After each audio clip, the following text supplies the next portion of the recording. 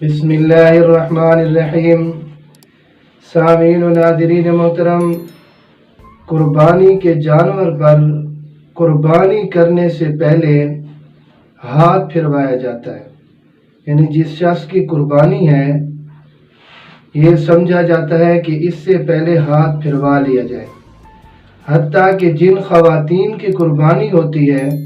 ذبح کے وقت جانور ان کے پاس لے جا کر ان سے بھی ہاتھ پھروایا جاتا ہے، اور سمجھا یہ جاتا ہے کہ چونکہ حدیث پاک میں ہے کہ قربانی کے جانور کے ہر بال کے بدلے میں ایک نیکی ہے، تو لہذا ہاتھ پھروایا جائے کہ ہاتھ کے نیچے جتنے بال آئیں گے اتنا اجر و ثواب ملے گا اور اتنی نیکیاں ملیں گی۔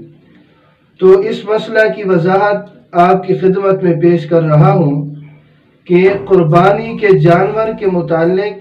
حدیث پاک میں جو فضیلت مذکور ہے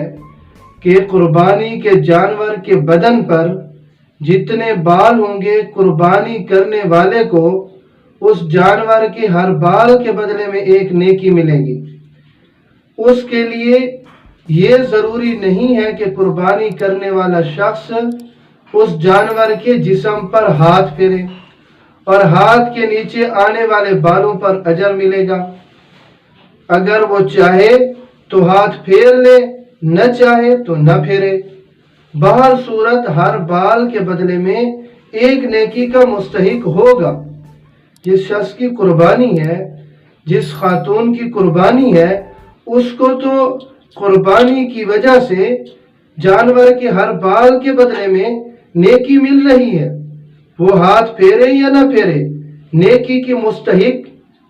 کا مستحق وہ ہر صورت میں ہے۔ تو لہٰذا کوئی ہاتھ پھروانا یہ کوئی لازمی اور ضروری نہیں ہے۔ ہاں، اسے لازمی اور ضروری سمجھنا اور اسے شریعت کا حصہ سمجھنا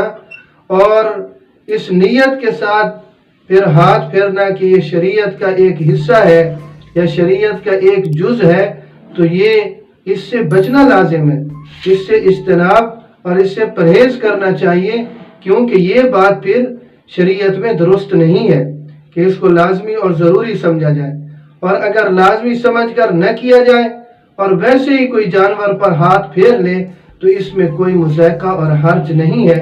اللہ رب العزت ہمیں صراط مستقیم پر چلنے کی توفیق نصیب فرمائے۔